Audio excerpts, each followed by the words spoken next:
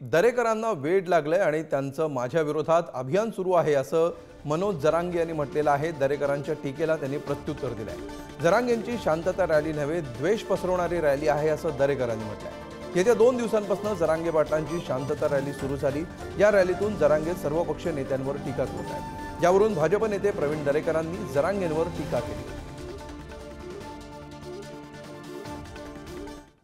जरांगे पाटील यांची रॅली शांतता रॅली आहे की समाजामध्ये द्वेष पसरवणारी रॅली आहे?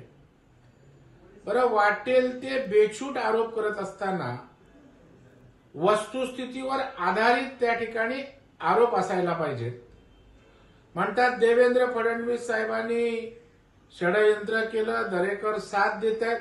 येड झालं का करणार? अभियान बाबा त्यांच्या हातात मुख्य सूत्रधार आहेत, नाही काय?